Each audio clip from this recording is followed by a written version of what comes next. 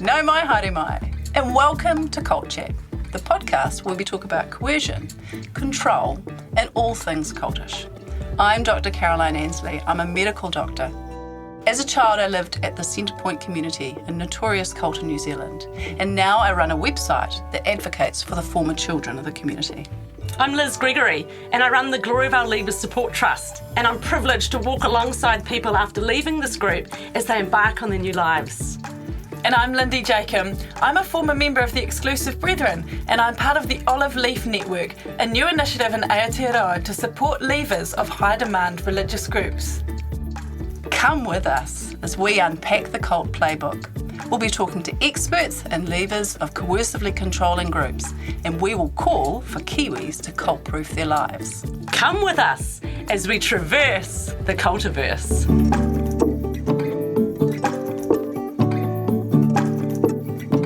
A warning, this podcast contains references to subjects and discussions which may be difficult for some people to hear. Please take care of yourselves and your whānau when listening.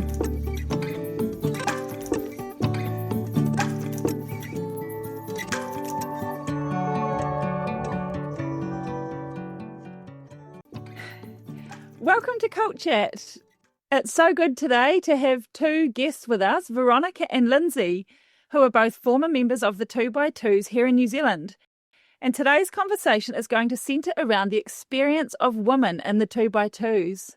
It's part one of two podcasts, and the next one, Carolyn, Liz and myself will be talking about the experiences of women in other similar groups like the Exclusive Brethren and Glory of Our. But today, Veronica, Lindsay, we're so pleased to have you on the show with us and to hear more about the experience of women in such a secretive group like the 2x2's that many of us know nothing about. Yeah, it's so great to have you ladies here. So I'm Liz, and we've got Linda here in the studio, and we are looking forward to a full discussion with Kaz. But for today, it's just so great. We're going to have a four-way conversation between us four ladies. So Veronica, would you be happy to go first and tell us a little bit about your experience and your link and context with the 2x2's, and then we'll hear from Lindsay, and that will set the scene for our topic this evening. Sure thing. Hey, I'm Veronica. I left the 2x2's coming up a couple of years ago. Mm-hmm. And I was born fourth generation on my father's side. So my kids would have been fifth generation. And on my mother's side, her parents and her joined. So I don't know what generation that makes me, but fourth on my father's side. So, yeah, grew up in it. It's all I knew. And I guess... yeah, the first formative memories are feeling despair that my classmates were all going to hell. And I remember that was one of my first core memories was being at primary school and thinking, how do I get these people to the meeting so they can be saved? And that, we're talking 5, 6, so that's pretty little to be having those kind of thoughts. But yeah, I guess that has to be backgrounded by all of the 2x2 rules. Which, of course, don't exist, do they, Lindsay? There are no rules. Yeah, we're going to ask about those no-rule rules. Yes, yeah. So I have 4 children, live in Whangarei, and, just setting up a new life with my partner, who is a graphic designer and artist, and finding my identity after leaving has been very challenging. Probably not obviously challenging, but internally challenging. Yeah, I've been very grateful for a good counsellor. Oh, that's amazing. That's great. Oh, we look forward to hearing more of your journey, and we will unpack more about the 2x2's, obviously, as our evening goes on. Yeah. Lindsay. Hi, I'm Lindsay, and I grew up in Eastern Canada and came out here to New Zealand probably around 13 years ago. I grew up in the 2x2's on a convention grounds, which is where the 2x2's have their yearly meetings. So possibly had a higher contact level with a lot of the workers, or the clergy or ministry. And I'm married to a Kiwi, and we have one daughter. I'm a teacher, and I live in Christchurch. We have 2 little fox terrier dogs, and we're quite happy. Settled after leaving. We left like a few years ago. I was trying to think this evening what it is really exactly, but I guess it's a process over time, and there's no exact leaving date. But we've definitely been on our way out for quite a few years now. But really kind of 4 years ago started making those steps to leave. Thank you. And we want to thank you for coming here and talking. From what I'm aware of, you'd be one of the very few, or perhaps the first Kiwi woman to come out who have left the 2x2's to come and speak in a public platform like this. We have spoken to Tristan and Kyle, and we've read a lot of the newspaper articles. And so just for a bit of background for our listeners, these ladies have left a group called the 2x2's, but really they're really called the Church with No Name, which of course is impossible. And so they get various names like the Truth and the People of the Way. And there was one of the earlier offshoots, obviously the Cooneyite. And so there's this link up here that people might be thinking, oh, right, it's that group. And if you've been watching the New Zealand news in the last 2 years, you'll be aware of the FBI investigation that has sort of come in a wave from across Britain and Europe through to Australia and into New Zealand, where the workers, and you used that word before, who would go into the meetings and live in people's homes and run the meetings for a period of time. There have been a lot of allegations against these workers who would move from country to country. And it looks to me like a Gloriavale situation where there's just a litany, a long list of abuse that has been covered up, quietened. People have left the group and have really been unsure where to put their experience, who to tell. And you are inside our, New Zealand society, but really you've been an unseen group, but there is a lot of pain and heartbreak. I know. So I want to honour you for having the courage to come here and speak up about the woman's experience. Are there a few things we should know a little bit? Just who wants to give us a 1 or 2 minute history on the 2x2's, just to add to a couple of things I've said, just to remind our group what some of the distinctives are of the group, and that will help our conversation around the woman's experience. Yeah, sure. I can try and remember some dates and numbers. Yes. So it was started by a Scotsman in Ireland in 1897, I think. But he came out of, I guess, the standard churches of the day and had, I guess, what you would call a revelation in Matthew 10 that we should send out people 2x2 with no money, and just as Jesus sent out his disciples. He ignored the other bits that said don't leave Jerusalem, but this we could spend hours on the theology. But those were his cherry-picked verses, and he was a very charismatic man, traditional cult leader, starter personality, as far as I can research. And he quickly gained a following. Yeah, he quickly gained a following, and it spread around the world, where people sold everything, left everyone and everything, and went and ministered. Then it grew that you couldn't just have ministers, and you needed people to actually have the ministers in their home. And so there became a church that had the ministers in their home. And so that structure of having the ministers in your home and having them elevated and idolized in a lot of cases meant that you have open access to children. That's the perfect breeding ground for abuse. Then you can't escalate anything or complain about anything, because the people at the top say shush and cover it up.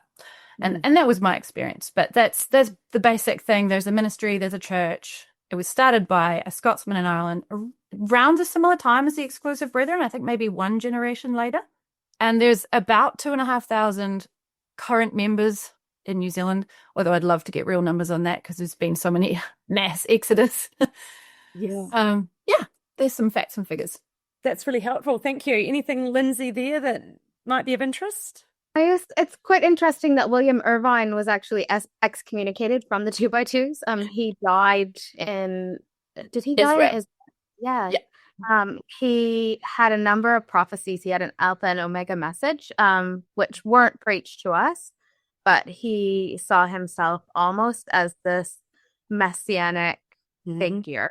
And he was a known like womanizer, very, very dangerous person, I guess, to be starting something like this. And yeah, it's interesting when you talk to current members, it's, oh, well, it's, it started out in a good way and things have deteriorated. We can get back to the good, and really actually it's been rotten from its core. So yeah, I don't believe that there's any fixing something that was always broken. Really interesting. Yeah, because Liz, you're probably nodding thinking about Gloria Vale. I'm nodding thinking about the Brethren, because it just feels so similar. And probably groups like this, they've got a real agenda to build that internal narrative of the goodness of their roots, and of trying to really maybe whitewash or build up the positive side of their origins and downplay anything negative about the leader origins. I remember it wasn't until I left the Exclusive Brethren and I was for the first time able to access literature written on John Nelson Darby, the founder of the Brethren, or the key figure. And it sounds really similar to what you've said about things you learned about William Irvine, that he was in many ways kind of a dangerous character to be around, not in terms of physical violence or womanizing for Jane Darby, but it was around being a very polarizing, controversial figure. And it's actually fascinating, isn't it, in terms of sitting back and looking at the evolution of a group, because what blows my mind is that some of the things that characterized the leader, like in some cases 100, 200 years ago, have been able to come down and influence the culture. Yes, later. It is mind-blowing, because the same things that characterized Darby and made him controversial and polarizing are the exact same things that make the Brethren controversial and polarizing now. I never heard that about William Irvine before, that he was a womanizer or potentially had problems with lust. But it's like, wow, well, here you go. It's the same stuff is now right through the 2x2's and is finally blown up and been held to account by the FBI and everything. But how crazy is that it's generations later, but it's these strong figures just influence the culture of a whole movement, and men in particular role model themselves after those people, right? And so I guess in some ways it shouldn't surprise us, but wow, the power of a bad leader is unreal. It is, and that's where we want to flick into tonight's topic, because there's this idea around patriarchal cults, and there are often different expectations for men and women. And so, Lindsay, when we have our comparative discussion, and it'll involve the 2x2's, Exclusive Brethren and Glory Vale, because we're going to see a really common thread coming through. But let's have a look tonight about, it seems to me that in these patriarchal cults, women actually carry a heavier burden than the men. And so we want to talk about that. It seems like some of the men float around and almost have their best life now, although they too are still under control, and they find ways to climb up the system to have a little bit more autonomy and a bit more power. But let's look at how the experience is different for women and how the 2x2's fit into this generalization, I guess. So how did you understand the expectations of womanhood? And what are the expectations of womanhood and woman, and the rules, the no rules, and the role? Rules, yeah. You want to go, Lindsay? You look like you were just about to jump out. I was just thinking, actually, a few years ago, the elder's wife at the meeting we attended, I was going to university, and she just had a couple comments about, as a mother and a wife, that was a little bit outside the box. And lots of women within the 2x2's do go to university now, but it's still, there's just that little bit of disapproval from the older generation, especially from women who are seen or to be, upright or righteous. So, and there's also a lack of understanding, I think, of the economy and needing to have two incomes in a house. There's this unrealistic expectation on mothers that you can just stay home and raise your children. Yeah, which is not, for the majority of us is unreasonable. So we're starting to see a shift in the group. That's really interesting, Lindsay, to bring up the question of generational, the differences in the expectations and the culture in generations. And I was just speaking today with a woman from a generation above me who's been involved with fairly mainstream Christianity in New Zealand, and we were talking about that very thing of she was also speaking of some of the expectations that she'd been a pastor's wife, and again, this wasn't in a cultural high demand group, it was just in mainstream denominations. But yeah, she was talking about that at times, like crushing expectation and pressure on what her role should look like. And we were talking about how we really hoped it would be different today for young women in their teens and in their early 20s, that things have shifted. And sometimes it means some things are easier, but sometimes things are harder. Like as you've just said, actually, that, economy-wise, many women's roles have been forced to be changed, not because of their theology or because of a group, but like literally just to put food on the table.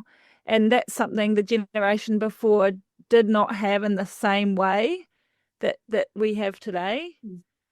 I think, some of the most hideous things I've heard said about me personally, and as a woman and as a mother, have been around having to work. And so my husband at the time, my ex-husband, got sick and was not able to work.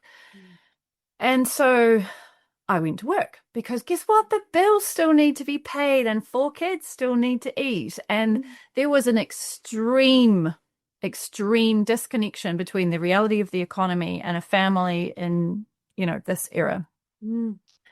And the kind of spiritualized status of not having to work. So if you are reading enough, praying enough, participating enough, you're taking your kids to the meeting, you're involved enough, you're getting conventions, you're getting special meetings, God will provide those things and you will not have to work. And so I couldn't tell you to this day whether that was explicitly said, but I can certainly tell you some of the things that were said about me for going to work to put food on the table. Wow. And so, I was bailed up by one of the ministers in the church, and he had this thing against women working, and he had this thing against women wearing pants. And so this is where the sorrow in it comes from. Instead of a man seeing a woman struggling and saying, hey, how can I help? Because there's love, we have love in our hearts for those that struggle. It's judgment.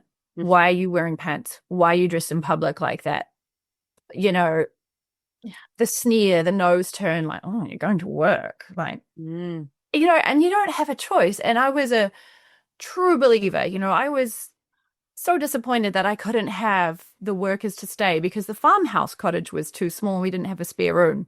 I felt somehow less of a woman because I couldn't play in the meetings more often than I did. And so I was heavily involved, but it was never enough. And so there was always this feeling like you were disappointing someone, that you being a woman and a mother doing your best was never enough. And so those are some of the wounds that I can see outside having left. And I'm like, oh, that was not okay. No. That was not healthy. No. So they've gone for a standard sort of uniform look of, is it long sleeves, long skirts, or are they a bit like the Exclusive Brethren where you can pull it up just below your knee and still get away with it? Or you can pull it up just below your knee and still get away with it. But pretty conservative, absolutely no necklaces, no earrings. Yes, I love them. I know, right? Like fancy being 37 and just geeking out because you finally got your first piercing, But there's no rules, so you can none.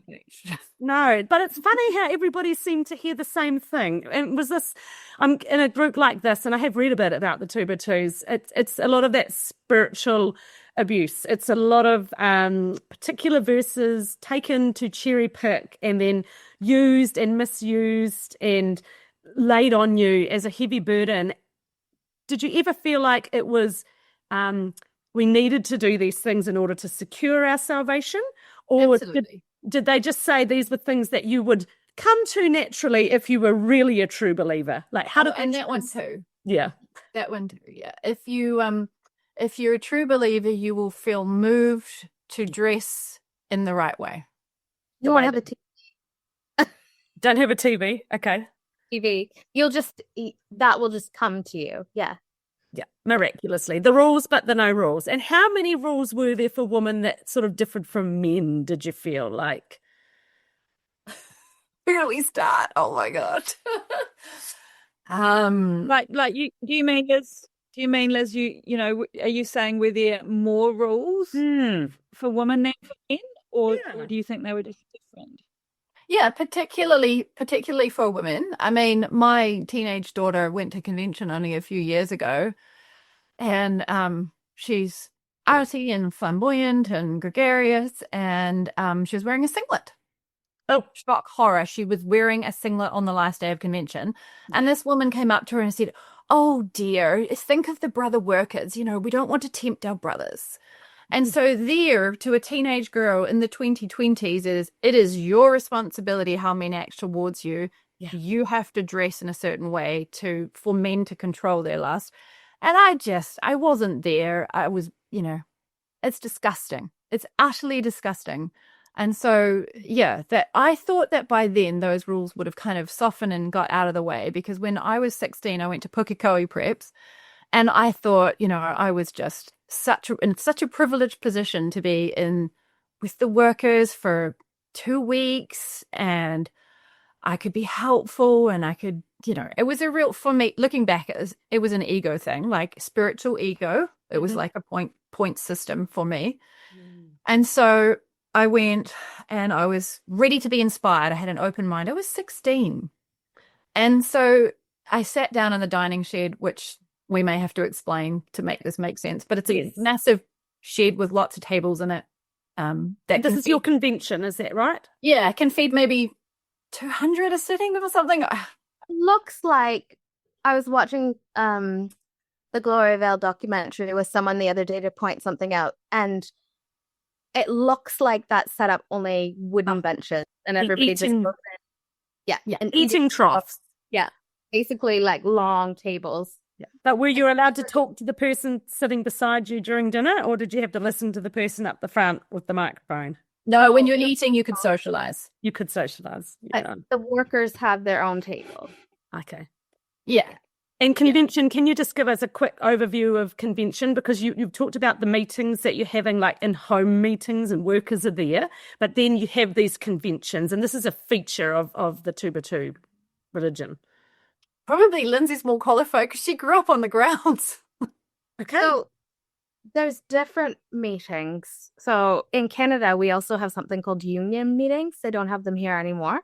But you have your fellowship meeting, which is where you go for Sunday, and a Wednesday night meeting. In New Zealand, they have Sunday night meetings as well.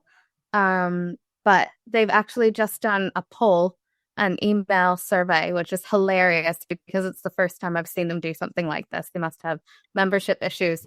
But about whether people would attend Sunday night meetings in their area if there were no gospel meetings, which are like preaching meetings, which happen in like halls and school halls and town, municipal buildings, libraries. Does anyone from the public ever actually go?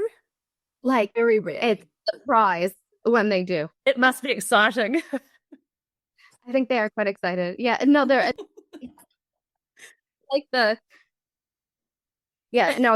and then there's also special meetings, just a lot of meetings. So special meetings are like halfway through the year. I know in Christchurch, they used Burnside High School's theater for a number of years. And like it would be a full theater of people from Christchurch and students, with the workers up on the front who were touring New Zealand at the time. And then you have your conventions, which are a 4-day kind of gathering where where I grew up, people have 2 weeks of holidays, and they often would use them up going to conventions. Right. So it was like big church camp. Yeah. it's like a convention. It's big, and you're expected to go. Yeah, expected to go and expected to participate, like, and kind of the setup.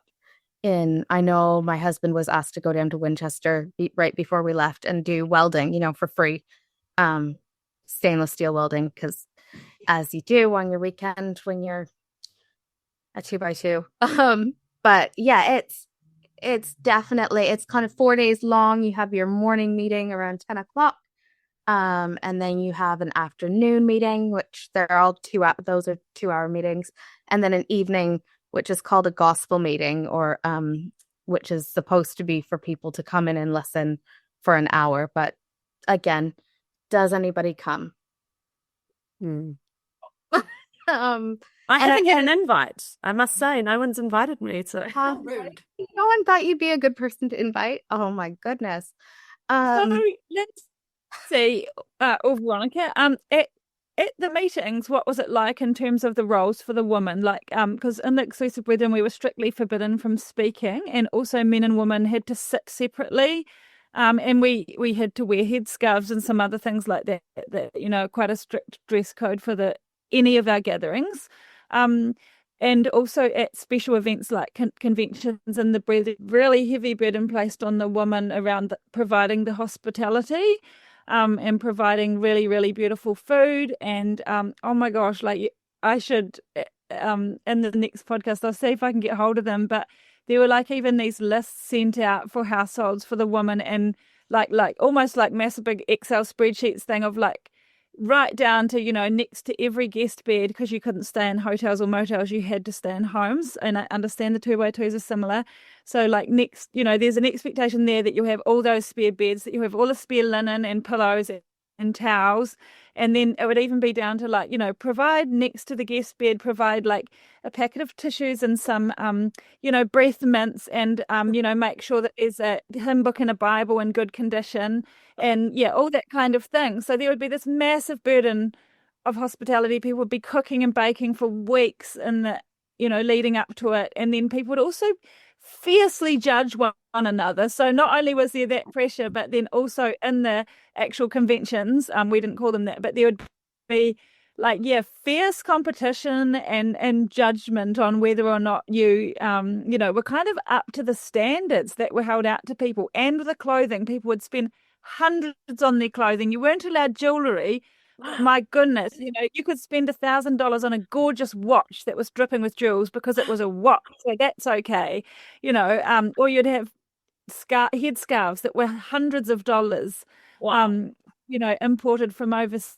But were there any of those kind of clothing, food, hospitality pressures for the woman? Yeah, definitely. So just a couple things that come to mind. My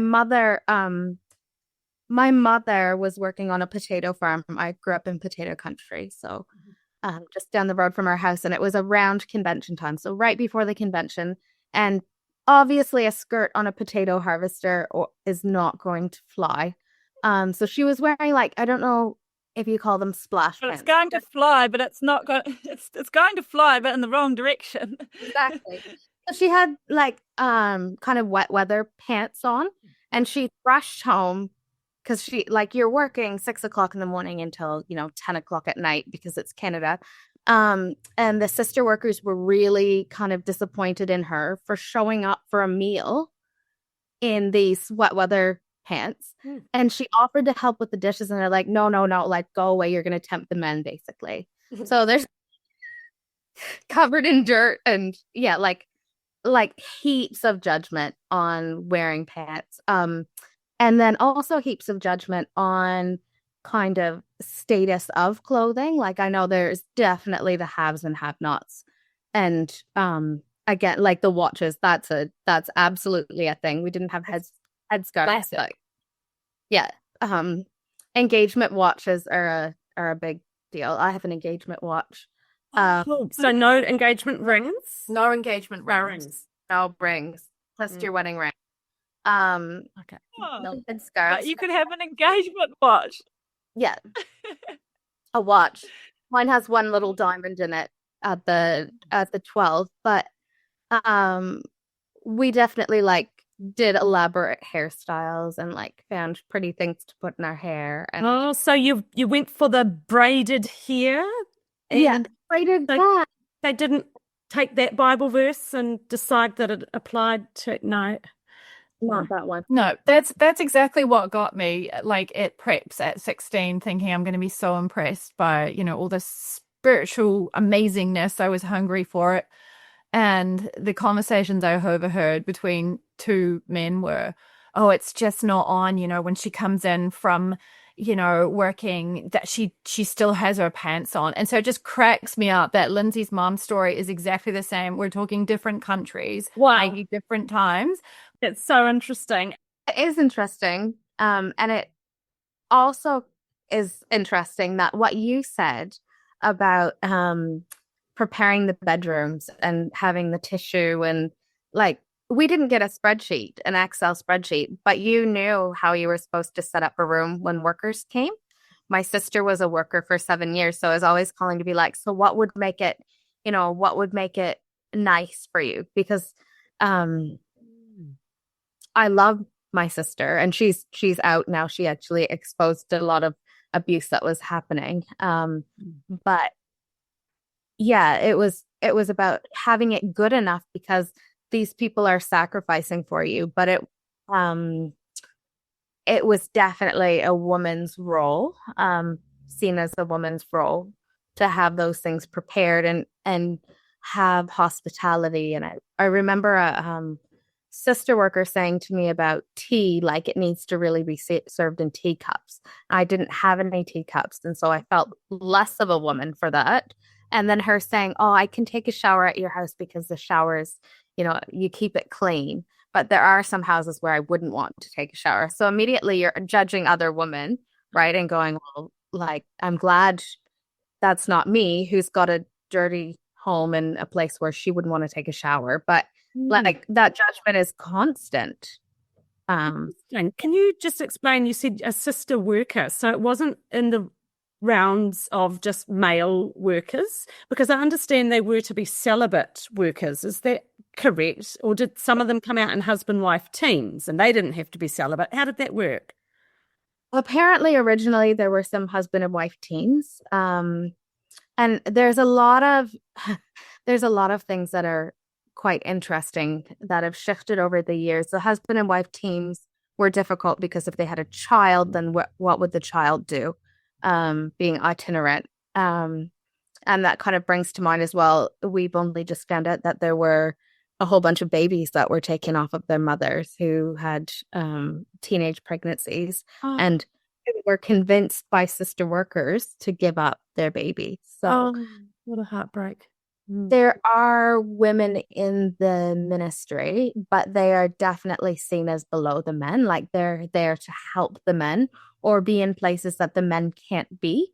So I remember it almost being preferable when you get the list at the start of the year where these workers are going to be, their fields that they're going to be in, that, women were second best. If you were sent men, it was like, oh, we're getting the brother workers. It's going to be a really good year. And the sister workers are like, oh, well, you've kind of been shafted a little bit, or your area. Yeah. Might they come as a double team of sisters or a double team of brothers? Yeah. Yeah. 2 Yeah. by 2. 2 by 2. Two. Yeah. There it is. 2 by 2. 2 by 2. Yeah. I So wonder why it was seen as lesser than. Was that explicitly, laden with a spiritual reason? Like, for example, the men would give better teaching or something, or was it, again, just like one of those implicit aspects of the culture that came to be it's better to have the men? Well, I think it comes back to that women usurping authority over the men, but also it's interesting because there's like this, I've seen this hierarchy. It's birds on a telephone line, and it's got like the overseer, the big boss, and then it's got your brother workers, and they're all pooping on each other, the birds. You've got the brother workers in the area, and then you have sister workers, and then you have elders, and men, and then elders' wives, and then women, and the kids are down the bottom. So the poop is just like filtering down, and the kids are just completely covered in bird poop. But really, that is how it is, because a sister, so the elders are the ones who like open the meetings in their homes. But if a sister worker is there, she takes the meeting. So she would be the one to like announce what's happening. But if a brother worker was in the same room, he would run the meeting. I see. So like clergy is above the general public. Okay. Unless you're a male. Yeah. So yeah. You're called. That's fascinating. You are called, and it's a higher. I calling. find that fascinating. It's very interesting. So it might help us segue then into just general relationships within the 2x2s. How do the marriages and the courtships work? Because often cults can be identified by the level of control. What I have picked up from talking to other 2x2s, reading articles and books, is there seems to be a lot of variety. And we know that they have no actual apparent like charitable trust structure behind them. They claim that they're an organization that's not an organization, and rules with no rules. And obviously so it's hard to track sort of money flow, and structure can be a bit more difficult. So who's calling shots when it comes to relationships, marriages? How does this work? I could chip in here. So this is my lived experience, and I know there are a lot of good people in the 2x2s, and I have a lot of friends and family in the 2x2s. So I'm going to preface this with, this is my lived experience. So, I was dating for about 3 months, when I got pregnant. And so being pregnant out of wedlock in the 2x2s is like a big source of shame. It's a big no-no. And so growing up, I'd heard of some people that had done that. And like their name was spread throughout the country as what not to do, you know. And so I'm a good Christian girl, and I find myself in this situation. And we loved each other as much as we could, having known each other for a few months. And you chose to date each other. That was something that got Yep, that was not arranged. Yep, we chose that. Yep, sure. Yeah, so there's a bit of a purity culture in that you never have sex before marriage. And so I wanted to be, I wanted to honor that. And so, however, life happened. So I found myself pregnant at just 18. And so we chose to get married in 3 weeks, which we did. And so if we wind the clock back, not so many years before that, my family had tried to raise an abuse issue in the church and were shut down. And so that very same head honcho, if you like, couldn't be bothered to actually follow up issues of child sexual abuse in the cult. But on finding out that I was pregnant, he came up quickly and said, until you have this baby, you can go to church, but you're not allowed to speak. You're effectively gagged in public until your baby's born. And so people would be you would be very aware sitting in that meeting that person is like on a no speaking order. Okay. Whether that was spoken or not, you would know.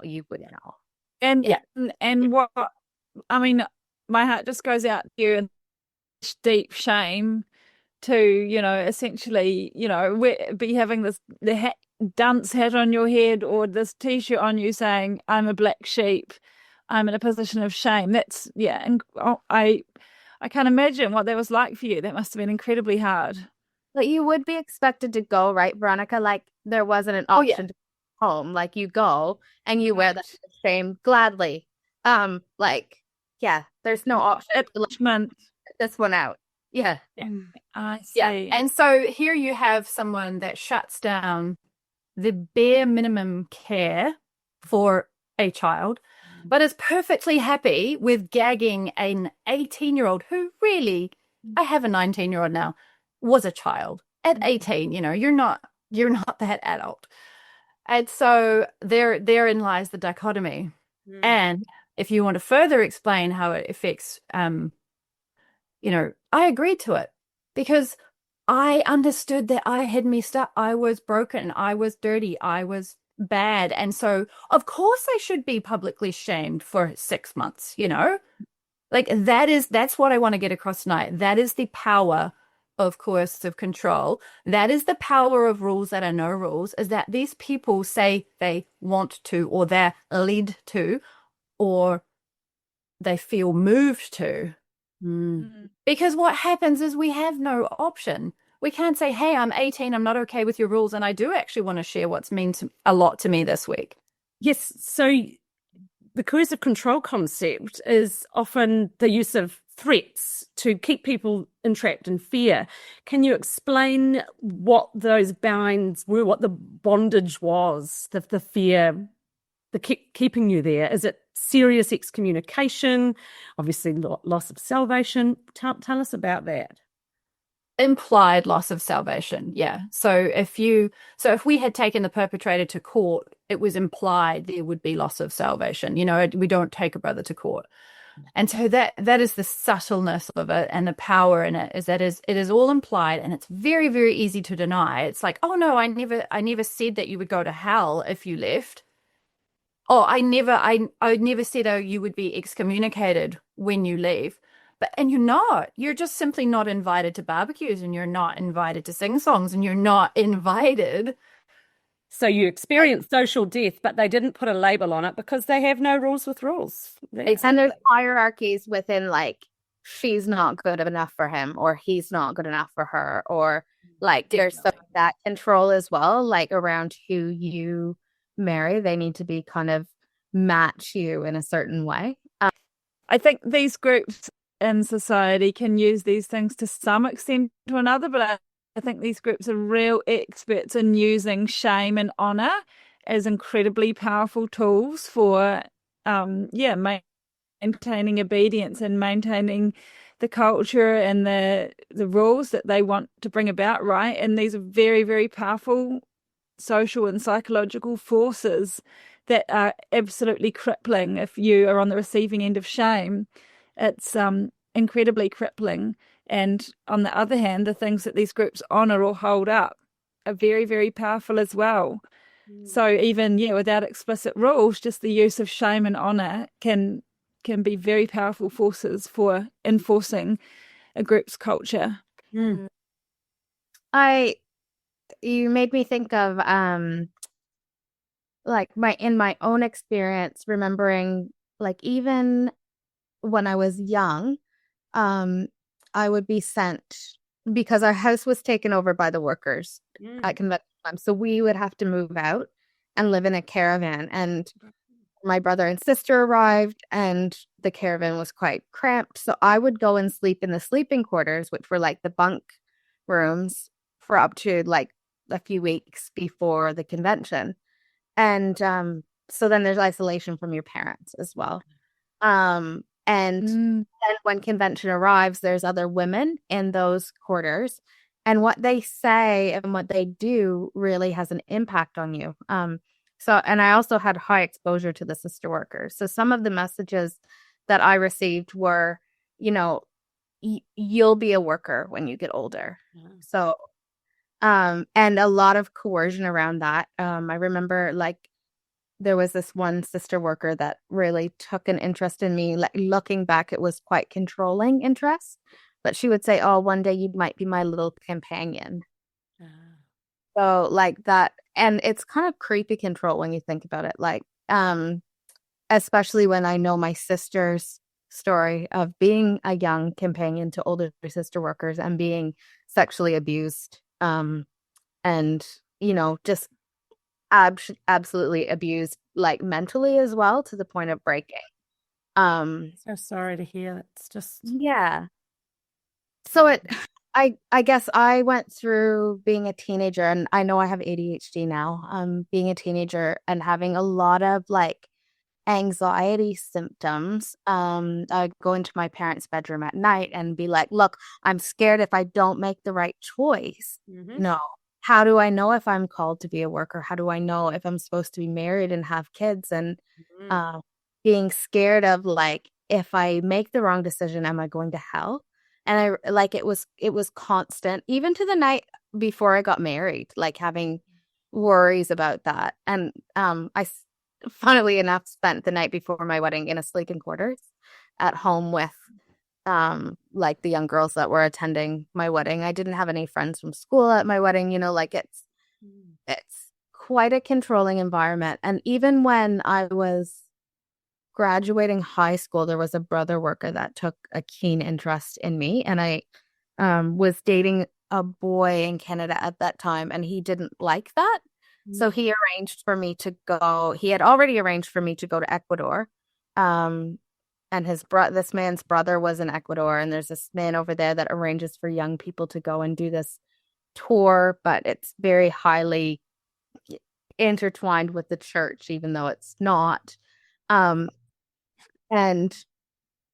I remember this brother worker being on the phone with me. I had is it Giardia, the really bad infection? I remember him like going, oh, well, it's God's will for you to be in Ecuador, and you really need to have less contact with your boyfriend. And like this man's in his 30s, pulling strings, and his brother was in Ecuador, and he would have him like come and check in on me. And I didn't know, but some of the places that I was taken there were like to molesters' homes, to rapists' homes, with no forewarning. And that's similar to my sister's story. I mean, they're pulling up in a driveway of someone's home, and her older companion turns to her. She's a woman, and turns to my sister and says, oh, you need to be careful in here because this man likes to like grab our backsides when we go into his house. Wow. So make sure you put your he's quite creepy, so make sure you put like your dresser in front of your door tonight when you go to sleep. So my sister out of the room in the morning, and the man is sitting in the basement. Her room was in the basement, sitting in the basement. His lounge is upstairs. There's no reason for him to be down there in this little room outside of her room, just rocking in a rocking chair reading his Bible. Like, what reason does he have to be there other than predator? Yeah. And that's the way you were talked to about predators, was Absolutely. Yeah, it's a purple flower, or it's somebody you just need to be a little bit careful about. They're different, or, they have a struggle. They have a struggle. Don't be alone with them. Like, oh, wow. Oh, it's tragic, and the responsibility obviously on the woman, not on the men, and so that's a huge responsibility. And you said there, Lindsay, around just that anxiety around decision making, and that reminds me that one of the keys of coercive control, in fact, the aim of coercive control, is to rob you of autonomy. And so once you leave a group like that, it's that whole rebuilding journey, isn't it? Of what is a good decision, how to make a good decision, am I allowed to make a decision? I truly believed that making a decision that would make me feel happy was obviously against the will of God. Same. I struggle with that now. I've got a beautiful, amazing partner, and there's a voice in the back of my head. It's like, you can't be this happy. It's gonna hit the wall. Like, your kids are happy, you're happy, your partner's happy. But you're not in the 2x2, so that's outside of the will of God. There's a constant internal dialogue that, I've learned recently other people do not have. No. Other cult members. Yeah, the ones who live in Gloriavale, same thing, just the internal dialogue constantly around, decision-making, other people's judgment, criticism, anxiety, just flooding through while they're just... two voices thing, right? You've got the kind of Jenkinson calls it the cult personality or whatever. Even when you're born and raised in there, it's like, you've internalized all those voices and all that like, guilt and shame and do nots and do's. And so even when you leave, you're like trying to sift through, and you're like, is that what I actually believe now about God, or about this decision, or about, is it actually what I believe, or is it that culty voice still really haunting you? And it can be really hard to discern between the two at times, because especially when you've been born and raised in there and spent, the first, whatever it is, 20, 30, 40, 50, 60 years of your life in there, of course you're not going to eradicate that overnight. it is a really hard journey. Yeah.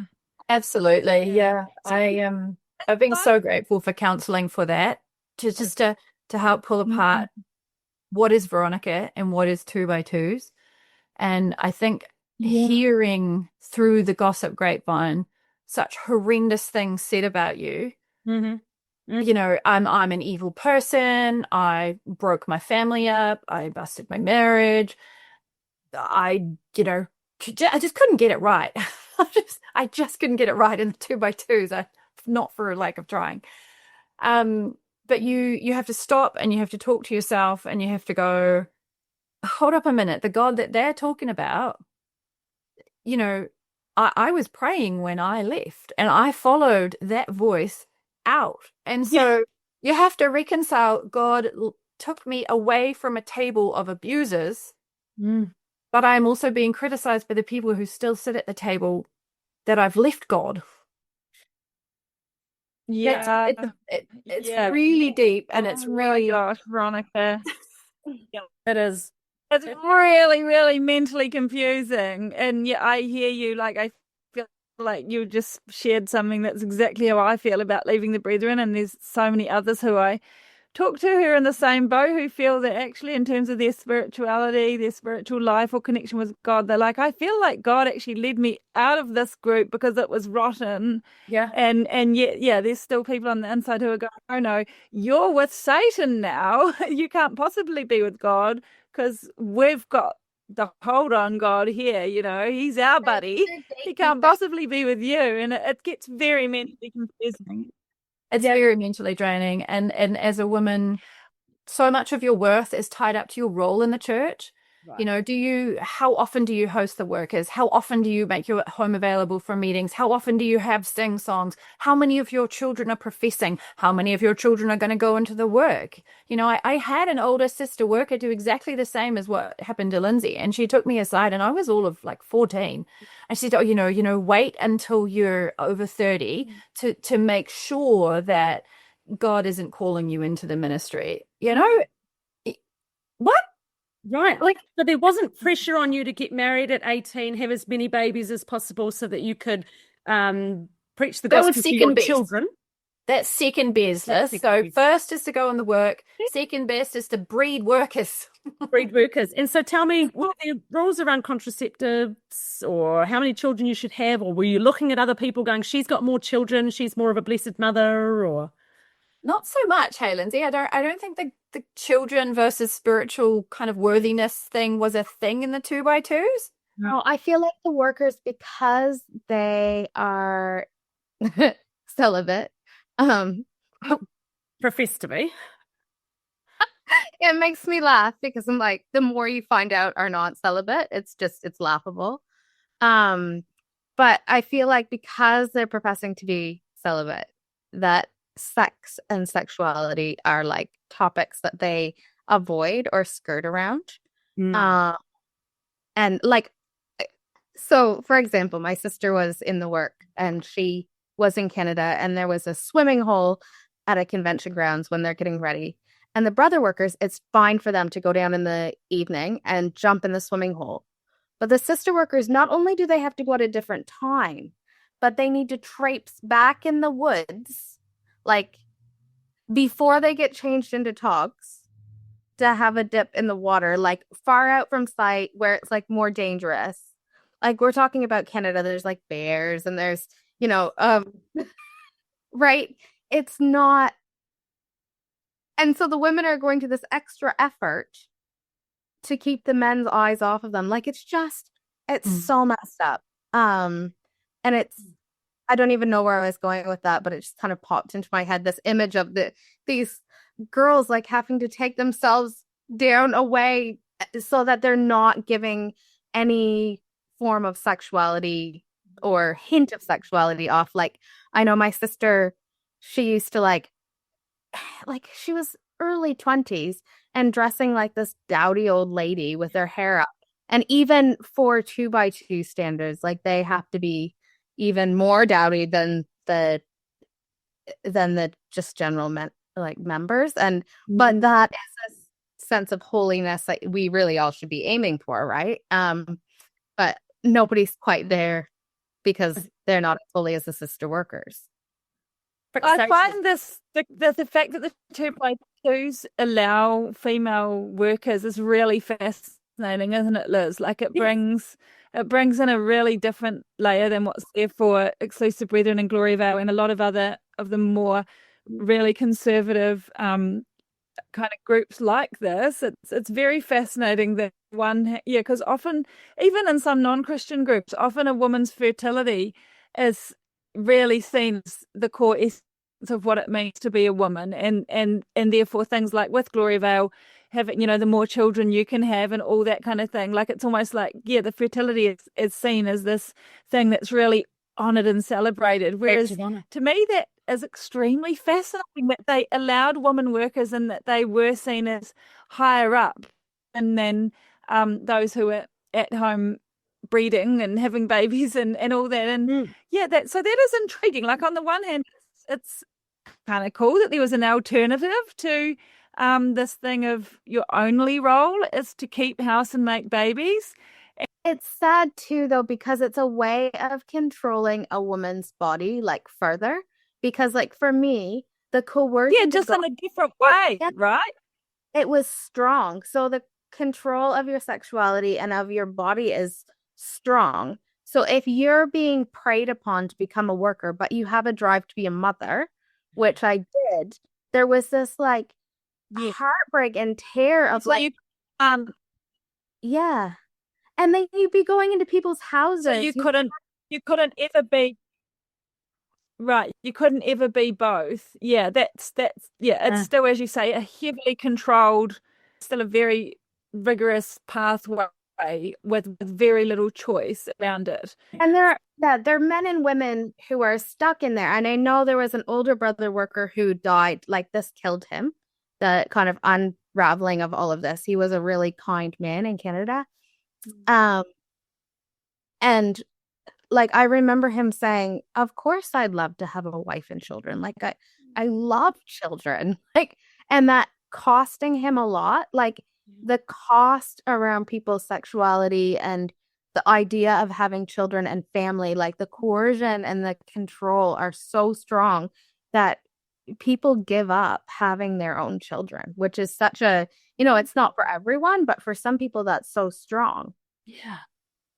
It's amazing just the power of rules, in a group culture. And when you're in it, and you used the word trapped before, and that entrapment is a real key feature of cults. Ladies, we've got so much more to talk about, so I hope you're happy. Are you willing to stick around for part of our episode 2, and then we'll have a conversation with just Lindy, Kaz, and I. So are you good with that? Okay. So let's do that. Let's say goodbye to our listeners now. At the end of episode 1, we've had Veronica and Lindsay share with us about the 2x2's. And we're grateful to Plains Media for producing this show and for allowing us to just be on the airwaves of New Zealand. We're on YouTube, Facebook, Instagram. Check us out wherever you are. And make sure you join us for the rest of this interview and then an episode where we're going to discuss what we've chatted about today. Thanks, everyone. See you next time. Thank you. Bye. Thank you. Thank you so much. If anything in today's episode was difficult or upsetting for you and you would like to talk to somebody, we encourage our New Zealand listeners to free call or text 1737 for support from a trained counsellor. Or you might like to visit the resources section of the Olive Leaf Network website, where you can find a range of organisations and resources that might be able to support you. We would also like to remind you that the views and thoughts and opinions that have been expressed in this program are the speakers alone, and Cult Chat does not necessarily endorse or share them.